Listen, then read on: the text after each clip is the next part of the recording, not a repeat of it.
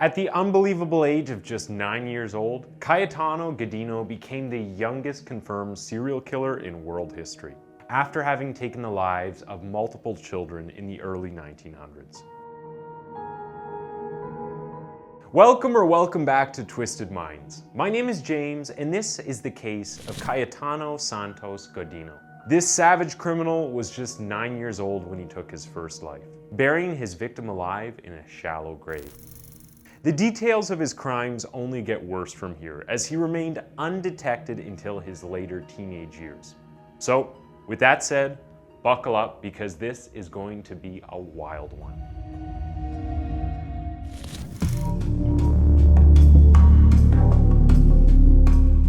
Cayetano Godino was born in Buenos Aires, in Argentina on the 31st of October, 1896. He was born into a relatively large family, having a total of 7 siblings, meaning he lived in a small family home with 10 other people. Throughout his childhood, it doesn't seem like Cayetano ever got the attention he deserved. Living with such a large family can be pretty difficult and can lead you to feeling quite isolated sometimes. This definitely seems to be the case with Cayetano. His older brothers were always picking on him for his small stature and large ears. In fact, as he grew older, he became known as Petiso Orejudo, which translates to big-eared midget. It's very easy to see how some of the trauma he endured in his early years could have led him to becoming such a vicious person as he grew older. To make matters worse, his father was a raging alcoholic. His parents immigrated to the capital city of Argentina, Buenos Aires, after escaping poverty in southern Italy, Calabria. Around this time, his parents had also been struggling to come to terms with the death of their 10-month-old son, who passed away from an unexpected cardiac illness. Rather than face his problems head-on, it seems like Cayetano's father turned to alcohol to numb his pain. However, the pain he tried so hard to cover up would frequently be transferred to others, as the man was known to become very violent when he drank. Now, I'm no doctor, but it seems like these fits of rage are likely attributed to Cayetano's poor decisions later in life, both physically and mentally. What's incredibly sad about this case is that we know that Cayetano was subject to abuse at the hands of both his brother and his father. When his father would drink, he would beat his children and his wife, leaving them on the brink of death on multiple occasions. It seems like the man's children picked up on his bad behavior, as Cayetano's brothers would also beat him regularly.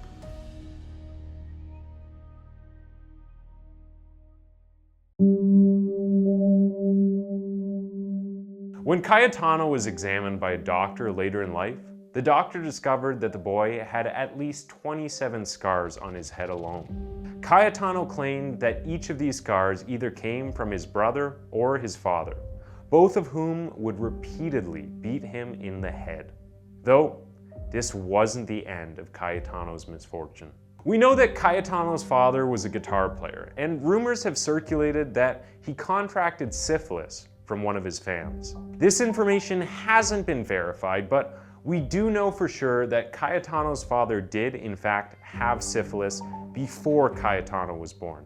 This means that he passed the illness on to Cayetano's mother, and in turn, it's believed that Cayetano was given the illness as well. This led to some serious health complications when Cayetano was very young, leading him to be in and out of the hospital frequently during his childhood years. At one point, we know that Cayetano grew sick with enteritis. This illness is often caused by living or eating in very unsanitary conditions. Cayetano finally began going to school when he was 5 years old. However, his parents had a difficult time keeping him in school, as he was frequently getting expelled. It seemed like he showed no interest whatsoever in his schoolwork, and his parents were unable to get him to pay attention while he was away from home. Throughout his school years, none of his teachers were able to help him learn how to read. Instead, he would often wander off from the school building and play around his neighborhood, looking for something evil to do. It seems that, for the most part, the people who saw him during this time paid very little attention to him. This is where his evil desires truly began to emerge.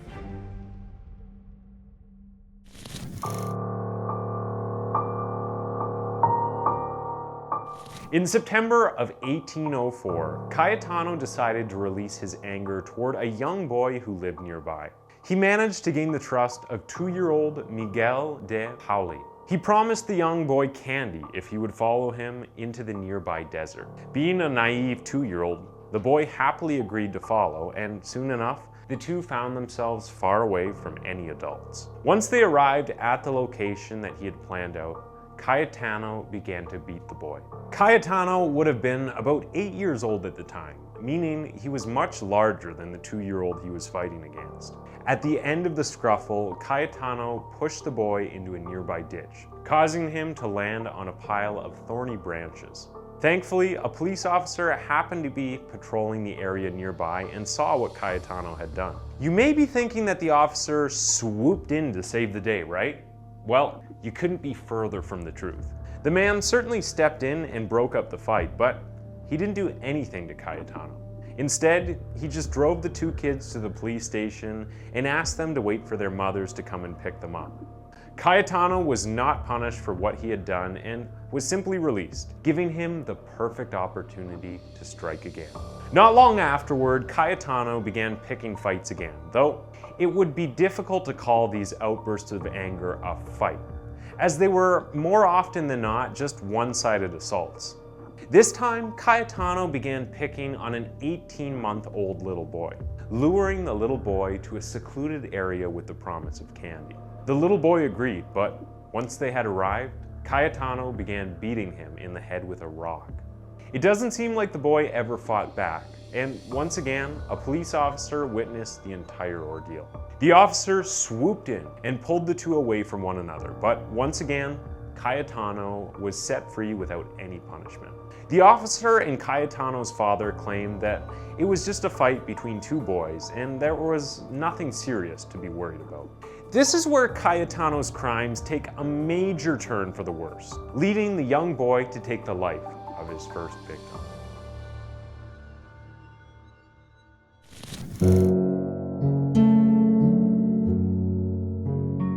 In 1906, Cayetano committed his first of many murders at 9 years old. He confessed this crime to police officers many years after it had taken place, and it's very likely that officers would have never found him responsible if he had not confessed.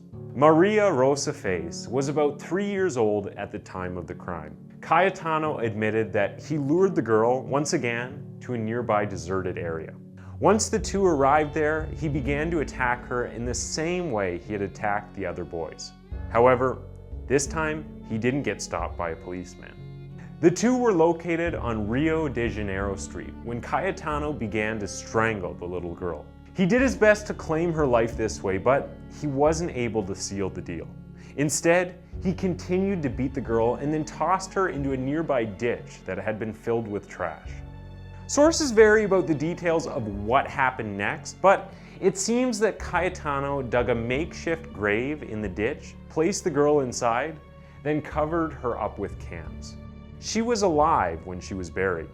The young girl would never be found, but her parents did their best to search for her in the days after her disappearance. In the end, unable to cope with the disappearance of their daughter, her parents moved back to Italy a short while later, hoping to put the situation behind them. After Cayetano revealed his crimes to police many years later, officers would return to the scene of the crime in hopes they would be able to find the little girl's remains and put the case to rest once and for all.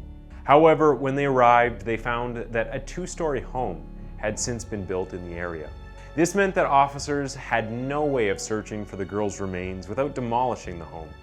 The homeowners didn't allow law enforcement to destroy their property, and the house was left unharmed. To this day, the house remains on top of the girl's resting place, and police have made no attempts to retrieve the young girl's body.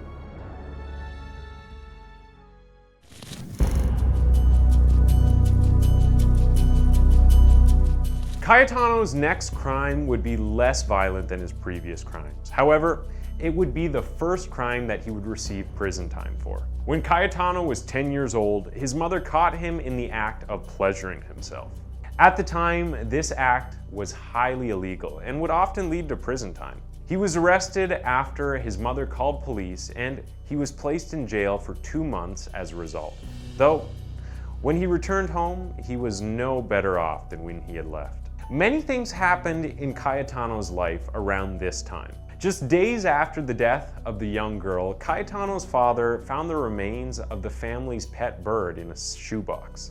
The bird's eyes had been removed and the box was lying beside the father's bed. Cayetano's father knew which of his sons had carried out this cruel deed and went to the police, begging for them to do something. It's unknown if he received punishment by law for this deed. A couple years later, Cayetano would strike again when he lured a young boy to an abandoned warehouse. Cayetano grabbed the boy and tried to drown him in a nearby trough. Thankfully, the building's owner heard the commotion that was taking place and ran outside to see what was going on. Believe it or not, Cayetano managed to convince the man that he had not been trying to drown the young boy. Instead, Cayetano claimed that he had just witnessed a mysterious woman in black who emerged from the shadows and tried to take the life of the boy. As crazy as this obviously sounds, both the police and the landowner believed him. They even went as far as to conduct an official investigation into this woman in black, but obviously nothing was ever found. A few months after this, Cayetano was scolded once again after he burned the eyelids of an infant with a cigarette butt. He managed to run away from the scene of the crime before the infant's mother could identify him. At this point, you're probably thinking enough is enough. Surely the boy wouldn't get into any more trouble after this, would he? Well, you'd be wrong. In fact, things were really beginning to heat up for Cayetano in a very real way.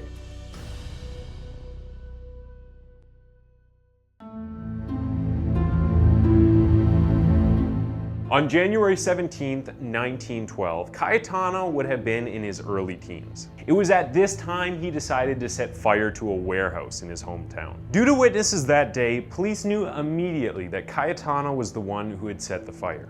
When he was interviewed about his attempt at arson, all he told officers was, "I like to see firemen working. It's nice to see how they fall into the fire." Next up on his list of victims would be a 13-year-old boy named Arturo Larrora. This young boy was found in an abandoned building after he had been whipped repeatedly with a branch from a nearby fig tree. As it would turn out, Cayetano had taken the boy's life by strangling him after beating him for hours on end. Police would not learn that Cayetano was behind the crime until many years later. The crimes of Cayetano don't stop there, and the truth is, we could just keep going on and on about Cayetano's crimes. Though, I'd like to tell you the story of one final crime that Cayetano carried out before we start diving into how this vicious criminal was finally put behind bars. A 5-year-old girl was admiring a pair of shoes from a clothing store window. She was just outside of the store, peering in through the glass. As she stood there, she was wearing one of her favorite dresses. Cayetano snuck up from behind her and set her dress on fire as she stood there. It only took a few seconds for the girl to become shouting out in pain and fear. Her grandfather was across the street and immediately jumped into action to try to save his little girl. He ran across traffic to try and help her, but he was immediately struck by a vehicle and passed away at the scene. A police officer who was nearby noticed what was going on and threw himself on top of the young girl, trying to stifle the blaze. The girl was taken to the nearby emergency hospital and treated for severe burns. Sadly, she would not be able to recover from the incident, and she passed away 16 days later. Police had no idea who had set the blaze, meaning Cayetano got away with his crime once again.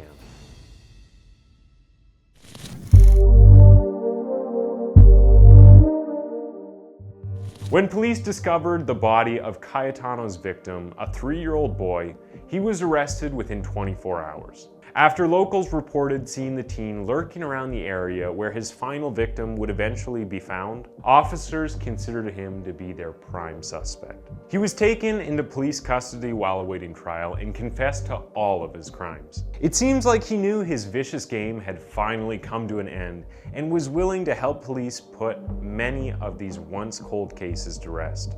He openly spoke about his crimes with officers, seeming to show no remorse for his victims. In the end, Cayetano Santos Godino is believed to have claimed the lives of 4 people, assaulted 2 others, and attempted to claim the lives of 5 more. All of this took place between 1906 and 1912, with Cayetano being considered Argentina's very first serial killer. By January of 1913, Cayetano was ordered to go to a reformatory. While here, he tried to take the lives of several inmates. After mental health professionals concluded that he was legally insane, a judge decided to put Cayetano's case to rest and released him from all charges. However, he ordered him to remain in the reformatory, presumably for the rest of his life, though we don't really know for sure. By November of 1915, an appeal forced Cayetano to be sent to jail. In March of 1923, Cayetano was transferred to a prison in Ushuaia. While here, he took the lives of 2 pet cats that belonged to prisoners. Because of this, the prisoners beat him within inches of his life, sending him to the hospital. Shortly afterward, Cayetano grew very ill. He would remain in the hospital for over a decade until 1944, when he passed away under mysterious circumstances at the age of 48. The reason behind his death was never determined, and it doesn't seem like investigating officers have any interest in finding out who was responsible for taking this violent man's life. Thanks for tuning in to Twisted Minds. That was the case of Cayetano Santos Godino. Oh, and why don't you go ahead and click on one of the 2 videos on screen for another one of our videos.